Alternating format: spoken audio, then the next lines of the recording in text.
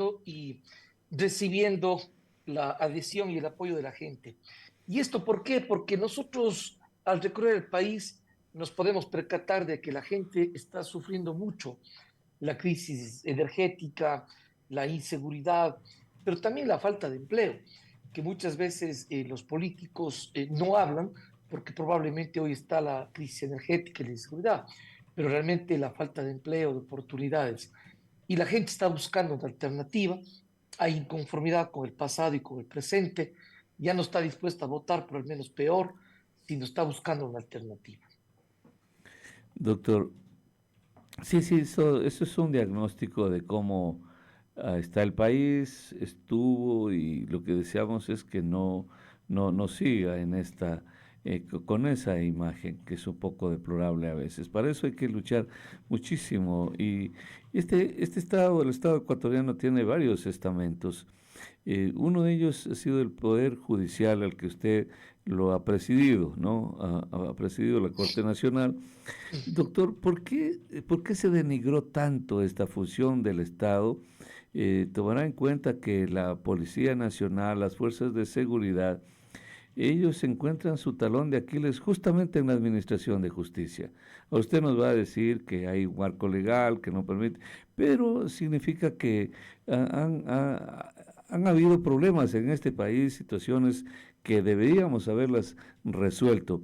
Pero imagínese usted, luego para que desarrolle toda esta introducción, imagínese usted un presidente del Consejo Nacional de la Judicatura, que es un hombre que ha estado vinculado a situaciones tan deleznables que avergüenzan, supongo, a la función judicial, a los ecuatorianos. ¿Cómo se pudo haber entendido eso, doctor? Bueno, no le entiendo la última parte. Deleznable que no le O comprendo sea, para poder responderle. que es una situación tan vergonzosa, Ah, ya, es ya.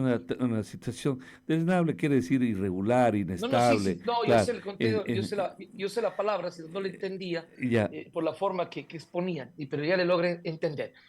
Bueno, yo lo que creo es que definitivamente existe corrupción, fundamentalmente le debemos al correísmo, porque el correísmo siempre metió manos en la política. El Poder Judicial todo el tiempo está metido la política a sus manos. Vamos a recordar brevemente. 1984 pusieron tanques de guerra en la Corte Suprema. En el año 2003, el gobierno de Lucio Gutiérrez, no estoy muy preciso en el año, pero fue el gobierno de Lucio Gutiérrez, Lucio 2002 Gutiérrez convocó a un por ahí. Congreso, sí, por allí, convocó a un Congreso Nacional Extraordinario que tenía facultad del presidente de la República y cesaron a 31 ministros jueces de la Corte Suprema de Justicia y nombraron una corte a dedo que le llamaron la Pichicorte y el Pichicastro que le decían declaró nulo el juicio de Abdalá. Llegó Correa y dijo, deje de meter las manos de la justicia, metió manos de la justicia, se formó un consejo de participación, perdón, consejo de judicatura transitorio, entre otros el actual encargado para manejar la Corte Constitucional por parte de Novoa. Y los últimos tiempos, a partir de que renunció María del Carmen Maldonado el Consejo de la Judicatura, estuvo Fausto Murillo respondiendo a Lazo, siempre reclamé, siempre pedí que se nombre de la terna del presidente del Consejo de la Judicatura, no se hizo. Llegó Álvaro Román, abogado de Daniel Novoa, apoyado por el gobierno, estuvo ilegítimamente mucho tiempo, llevó un concurso tramposo que se declaró nulo, no nombraban durante un año al presidente del Consejo de la Judicatura, llegó Wilman Terán, vinculado con el correísmo, defendido por el correísmo. No vaya a olvidar, señor periodista, que en la Asamblea Nacional no le censuraron a Wilman Terán Así fue. y le defendió Rafael Correa en persona. Y él, Wilman Terán, él dice de que había sido presionado por la fiscal Diana Salazar y por Iván Saquicela para haber ratificado la condena de Correa. Entonces, mire usted, y eso que ha sido breve, y para no contarle una serie de detalles, yo les cuestioné a los vocales Juan José Murillo, Fausto Murillo, Javier Muñoz, cuando yo estuve de presente de la Corte y cuestioné a estos vocales, hubo asambleístas cercanos del gobierno de Lazo que les defendieron. ¿Por qué? Porque manejaban la justicia. En esa época se dio el habeas corpus de Jorge Glass en Manglar Alto y sencillamente le salvaron del juicio político. Luego, en un segundo juicio político, ya no se salvaron y todos ellos están censurados políticamente, destituidos y procesados penalmente. Entonces, primero, la metida de manos de la justicia. En segundo lugar, bueno, cada quien debe responder por sus actos. Hay gente que ha sido corrupta, que es corrupta, y eso se tiene que escoger adecuadamente por el Consejo de la Judicatura, pero no lo hace. Ellos son los que nombran a los jueces. ¿Por qué no lo hacen? Porque nombran por intereses políticos y muchas veces se ha dicho hasta que por dinero.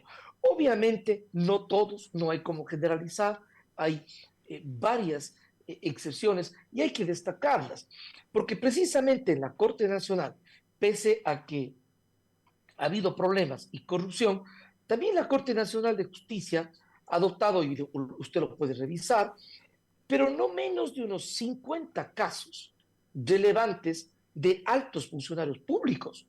Voy a mencionar brevísimamente: Rafael Correa, condenado; Jorge Glass, condenado; Pedro Delgado, los hermanos Alvarado; Carlos Ochoa; Walter Solís, eh, la María de señora los Duarte, Ángeles, María de los la señora Duarte.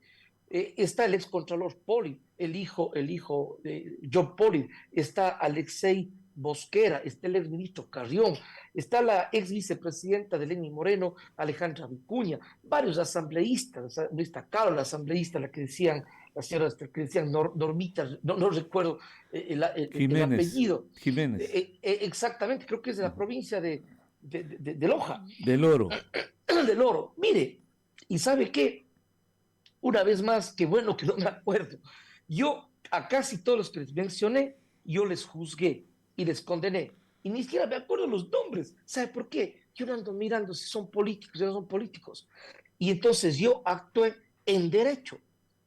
Punto. Así de simple. De este señor que no recuerdo, Norma Jiménez me dice, por ejemplo, recuerdo que era por sobornos. De Alejandra Vicuña, era por sobornos. De Rafael Correa, por sobornos. Entonces, la Corte Nacional de Justicia, pese a los problemas de corrupción, no son todos. Yo fui parte, yo no he sido parte de esas tramas y sencillamente cumplimos nuestros deberes. ¿Qué es lo que se tiene que hacer? Se tiene que cambiar la realidad de la justicia. Yo le pido con todo comedimiento revise varias veces. Hice propuestas de reforma. Nunca se quiso hacer. Yo le dije de forma personal al presidente Lazo, le dije de forma personal al presidente Noboa de cómo reformar. No hicieron caso. ¿Por qué? Porque cada presidente de turno ha tenido a su presidente del Consejo de Judicatura de bolsillo. Lo tuvo Lazo, lo tuvo Noboa. El señor Román era nada más y nada menos que abogado del señor Noboa, abogado personal, incluido en sus procesos, digamos, de orden personal. Él sí El es de actual origen local. presidente, el actual presidente fue cuestionado porque le nombraron antes a la señora Martínez, dejó sin efecto y revocó el Consejo de Participación Ciudadana y Control Social y lo nombró al señor Godoy. Y todos saben que tiene vinculaciones de carácter político. Entonces ahí están las consecuencias. ¿Y sabe qué? Wilman Terán hizo un concurso tramposo de jueces. Yo, de juez de la Corte Nacional, yo cuestioné y exigí que el concurso se declare nulo. Y ahora se sabe, por los últimos testimonios que se han rendido, de que me querían sacar, que querían en la Corte Nacional privilegiar a ciertos jueces en el concurso de la Corte. Ahí está. Yo exigí que el concurso se declare nulo y en efecto se declaró nulo. Mire usted, entonces hay que transformar. Yo planteo una Corte Suprema de Justicia que no esté subordinada a un organismo político como es el Consejo de la Judicatura, y yo planteo de que exista una evaluación del sistema penal de forma amplia, de modo tal que se pueda reformular. Obviamente también tienen que ser reformuladas las normas penales. ¿Por qué? Porque sencillamente son muy flexibles con los delincuentes. Mire usted que la Constitución del 2008, el artículo 35, determina que los presos son grupos de atención prioritaria, conjuntamente con las mujeres embarazadas, los niños, los adolescentes, y las personas con enfermedad catastrófica. En nuestro gobierno, las víctimas serán de atención prioritaria. Crearemos una defensoría de la víctima. Los presos tienen que trabajar para pagar su comida, para pagar la indemnización económica a las víctimas de las infracciones. Entonces, esa es la realidad. Para mí, tiene usted, uno, un aspecto normativo que es flexible con los delincuentes. Dos, la falta de independencia del Poder Judicial, siempre manejado políticamente. Tres, la corrupción, que obviamente y forma penosa se ha dado en la función judicial preponderantemente de quienes han estado vinculados con el Consejo de la Judicatura. Yo siempre les cuestioné. Algún momento hubo titulares que dijeron Iván Saquicela se queda solo en la corte. Hay titulares de eso. Y ahora es un honor, aunque no fue solo literalmente, ¿no? Hubo compañeros jueces que sí me apoyaron, porque no estábamos vendidos al poder de turno, pero hubo otros, uy, terrible, terrible, y hubo esos titulares. ¿Por qué? Porque yo le había cuestionado a Wilman Terán y hubo en el pleno de la Corte una decisión de retirar la confianza, y había quienes no querían, y ahora se sabe por qué y para qué. Esa es la realidad, hay que cambiar, pero no es solo en la justicia, señor periodista. Mire la corrupción en el SNAI. El SNAI que cuando le dieron el habeas corpus irregular a Jorge Glass y Manuel Alto, y yo reclamé públicamente, el SNAI dijo que no apelaban la decisión porque respetaban la independencia judicial.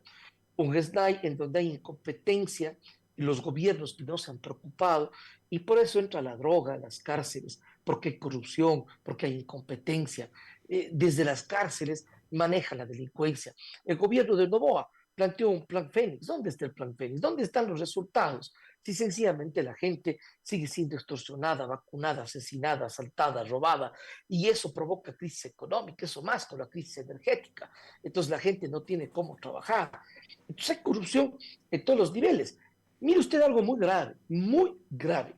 Hace unos días, que no pase por desapercibido, varios medios de comunicación señalaron de que hay de la investigación periodística, muchos municipios contrataron con bandas criminales. Es decir, los grupos de delincuencia organizada que venden la droga para lavar el dinero, es decir, para dar apariencia de que su dinero sucio es lícito, crean empresas fantasmas.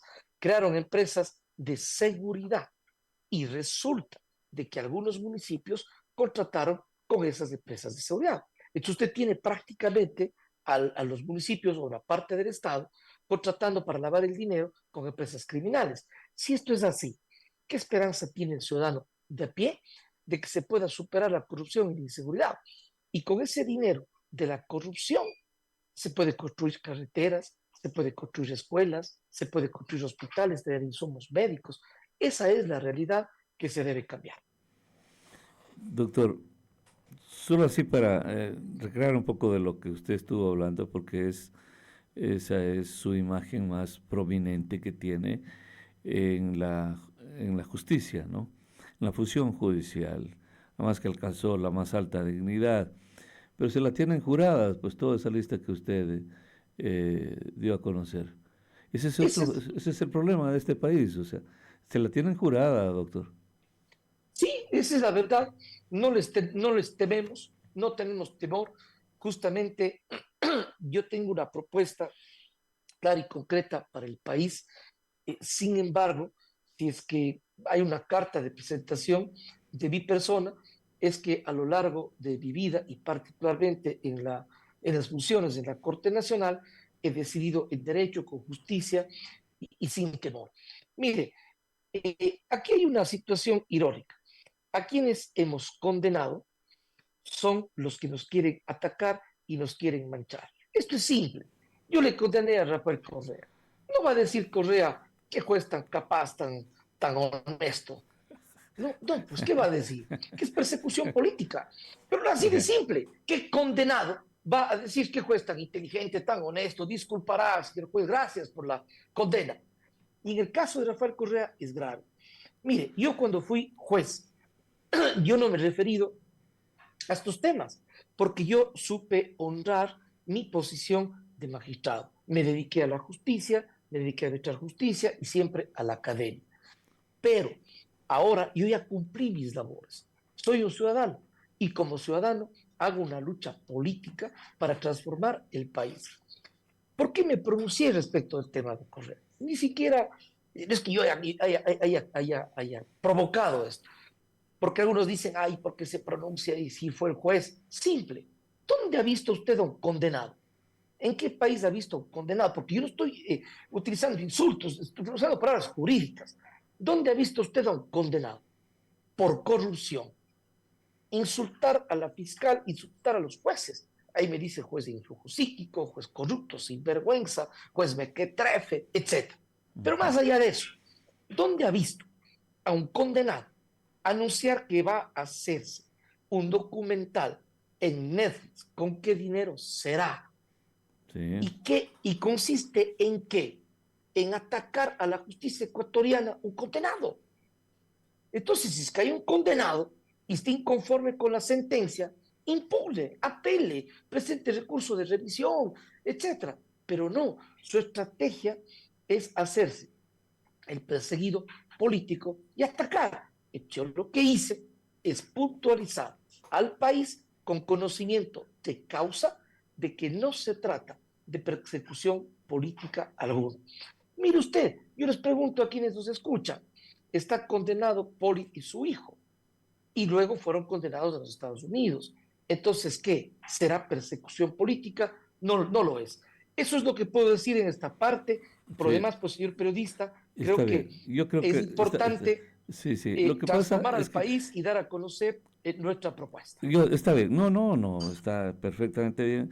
Lo que pasa es que siendo la primera entrevista siempre vamos a evacuar Sí, por supuesto, un tema gracias. que lo caracteriza a usted. Además es con lo que se lo identifica todo el mundo.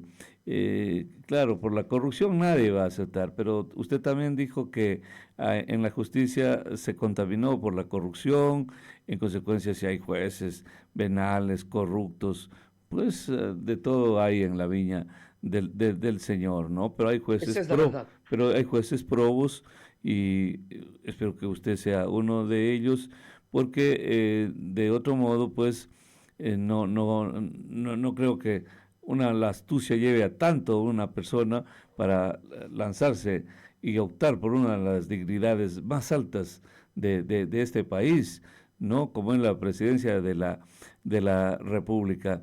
Así Al es. manejar bien el conocimiento del derecho, la doctrina, cuando fue un operador de justicia, obviamente conoce el Estado de Derecho, cómo se maneja este país. Eso seguramente le dio el aval a usted para que opte por esta candidatura, doctor. Sí, esa es la verdad. Mire, yo he sido, yo fui fiscal, he sido con juez, presidente de la Corte, luego también eh,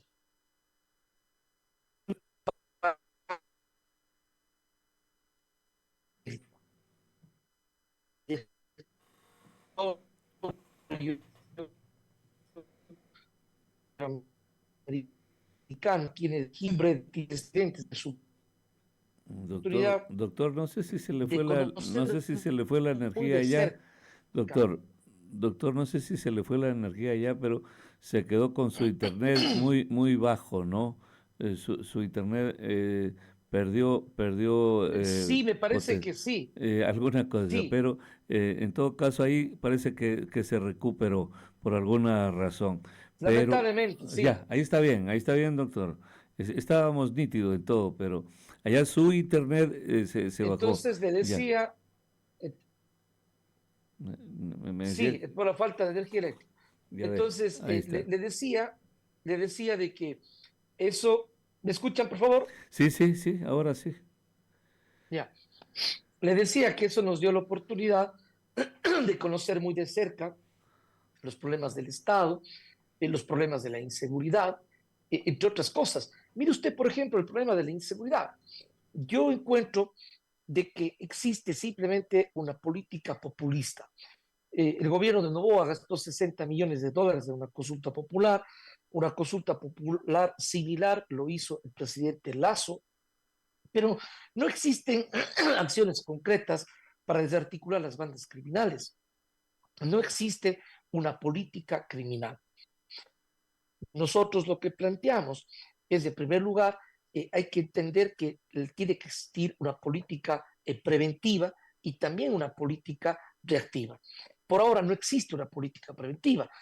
Los gobiernos ni siquiera hablan de lo que implica una política criminal. Es decir, está ausente absolutamente del discurso y desde luego de sus acciones. Es decir, hay omisión en este sentido.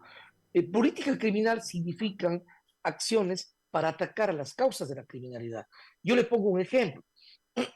Eso es real. Si hay un barrio, por ejemplo, en donde se está vendiendo la droga, los jóvenes no tienen acceso a la educación, no tienen acceso a trabajar y sencillamente son presa fácil, son capturados por el narcotráfico para ser de la escuela de sicarios, para matar o sencillamente para vender la droga. Si se interviene en ese sector y nosotros tenemos, por ejemplo, un emprendimiento para los jóvenes con el apoyo del Estado, sea cultura, sea deporte, sea recreación, se va trabajando en valores cívicos, patrióticos, éticos, un conjunto de elementos de cohesión social, entonces ellos no están abandonados. Sobre esto existe cero. ¿Por qué? Porque probablemente es mucho mejor simplemente el discurso, estadísticas, muchas de ellas mienten, que ya no son 100 muertos, sino que hemos bajado a 90 y sencillamente con total indolencia y con manejo populista. De otra parte, obviamente, la policía tiene que estar fortalecida. Muchas veces los delincuentes tienen mejores armamentos que la policía.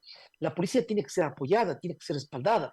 Tenemos que dotar de patrulleros, chalecos antibalas, motos, alta tecnología para poder identificar a las bandas criminales y poder desarticularlas. Obviamente, en forma paralela, con normas penales enérgicas que no permitan esta suerte de puerta giratoria, los delincuentes entran, salen, entran y salen. El sistema carcelario manejado de forma adecuada, de manera tal que los delincuentes no tengan solamente privilegios, no tienen o tengan solo derechos, no tienen obligaciones. Un sistema carcelario abandonado, no existe rehabilitación, no existe trabajo, simplemente desde las cárceles se vende la droga y se maneja la criminalidad. Entonces, por ahora, solamente ha habido una política reactiva y además mínima. Mire usted, el plan Fénix, nadie sabe en qué consiste, nadie conoce los detalles, pero sí conocemos los resultados. Los resultados son ineficaces, siguen las muertes, siguen las vacunas y sencillamente no ha bajado los índices de criminalidad. Entonces, no se trata solamente de abordar el problema de la criminalidad desde un punto de vista reactivo, sino que tiene que existir un plan integral. Es fundamental trabajar en inteligencia, es decir, yo planteo, a diferencia del COSEP, del Consejo de Pública del Estado, del que fui parte como presidente de la Corte y conozco, es un organismo y que está conformado por altas autoridades del Estado, pero son actores políticos. Entonces, para unos aspectos está bien, que justamente tiene que ver con el manejo de la política al más alto nivel de los diferentes personeros del Estado. Pero en cuanto a la seguridad, no, porque muchos de ellos no tienen por qué conocer o sencillamente no conocen. Entonces yo planteo que exista un organismo de política criminal y una articulación de inteligencia militar y policial. Precisamente porque no existe una profundización en inteligencia militar, policial y una planificación de política criminal, es porque no se ha logrado desarticular las bandas criminales. Y eso que se conoce por los medios de comunicación, todo el país hoy conoce cuáles son las bandas criminales a que se dedican, cuáles son los cabecillas, y sin embargo no se han desarticulado las bandas criminales. Es importante un control estricto de puertos, de aeropuertos, de aduanas. Por ahí entra y sale la droga. Entonces, mire usted, y esto tiene que ser paralelo con un trabajo en generación de empleo y mejorar la situación económica. Yo suelo decir que la mejor política que puede tener un gobernante es la política del empleo. ¿Por qué? Porque la gente quiere comer, la gente quiere comprar las cosas para satisfacer sus necesidades. ¿Y para eso qué necesita? Dinero. Y para eso necesita trabajar.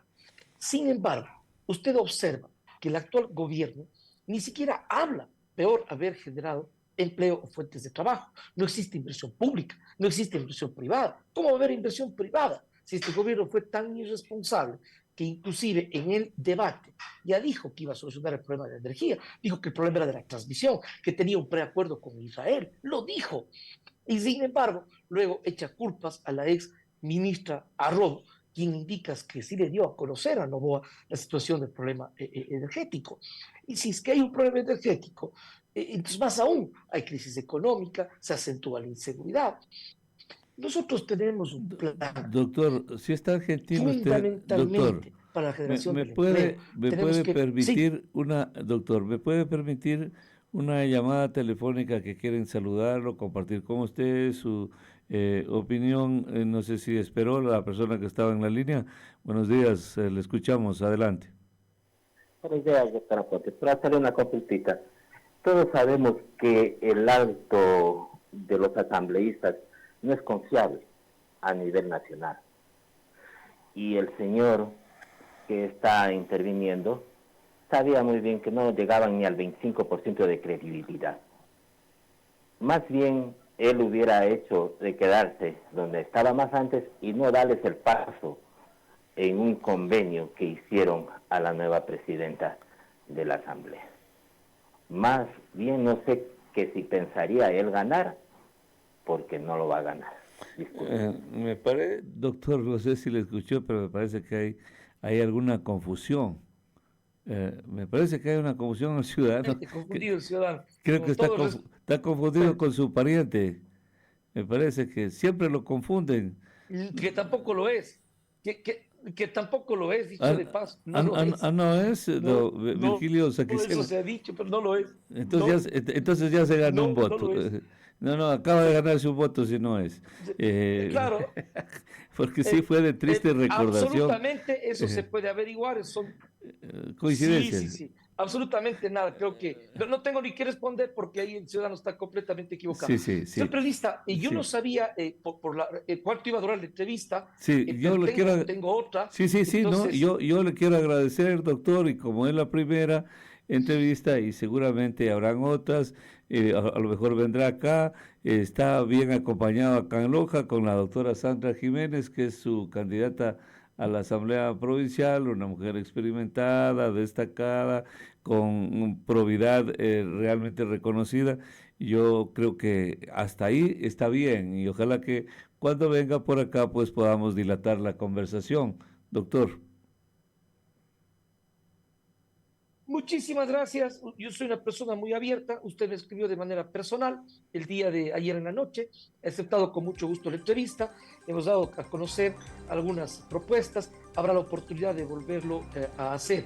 En Loja, nuestra candidata asambleísta es Sandra Jiménez. Ella encabeza la lista.